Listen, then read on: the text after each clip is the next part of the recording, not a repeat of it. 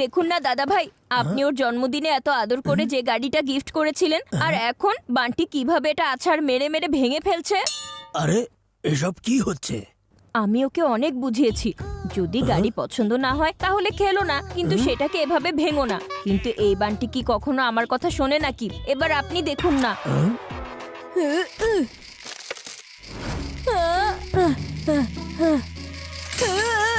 এই গাড়িটা কোন বোকা যে! এটা কি হচ্ছে বান্টি? এটা কোনো স্কেট না, এটা হচ্ছে একটা খেলনা গাড়ি। বান্টি, তুমি এত দামি গাড়িটাকে এভাবে ভেঙে ফেললে। সরি দাদা ভাই।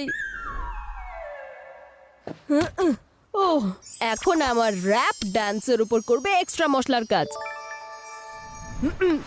যে পড়ালেখায় অনেক বেশি লেজি, কিন্তু তার ডান্স অনেক ভীষণ ক্রেজি। যার আছে কিউট স্মাইল, সে করে ড্যাশিং স্টাইল। ওকে দেখে সবাই হয়ে যায় ফ্যান, চলছে ওর হিরোগিরি। আরে ভাই, ও আবার কোথাকার কোন ছেলে? ওই ছেলে হচ্ছে ওই সোয়াগওয়ালা বান্টি। আমি সেই সোয়াগওয়ালা বান্টি, সোয়াগওয়ালা বান্টি। এবার মাকে দিয়ে করাবো ভিডিও, যাচ্ছে তাই। শোনো ইঁদুর মহাশয়, এবার তুমি কাজ শুরু করো।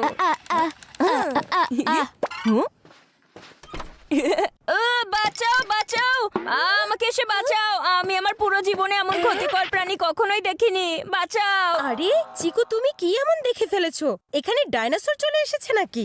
আরে না মা, এর চেয়েও ভয়ঙ্কর। কালো, মোটা, লম্বা, শক্তিশালী একটা ইঁদুর ঢুকে পড়েছে। ইঁদুর দেখলে আমারও খুব ভয় করে। মা, তুমি তো সাহস আর শক্তিতে আমাদের বাবা হও, না মানে তুমি মা হও।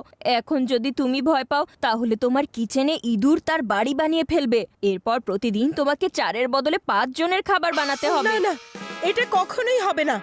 ওই দুষ্টু ইঁদুর আমার চোখের সামনে এসো। মা, ও তো বাচ্চা না, ও হচ্ছে ইঁদুরের বাবা। ওর বাবাকে তো আমি একদমই ছেড়ে দেব না। ওই ইঁদুর, সামনে এসো। আমি তোমার জন্য বিড়ালের থেকে কোনো অংশে কম না। বিড়াল না, বাঘিনী। মা, তোমাকে একদম বাঘিনীর মতো লাগছে।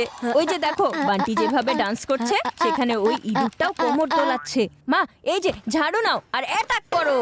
আমি হলাম বান্টি, এই দেখো। ওহো, এখন আবার কে চলে এসেছে?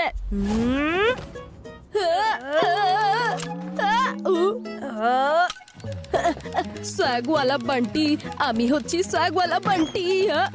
সোয়াগওয়ালা বান্টি।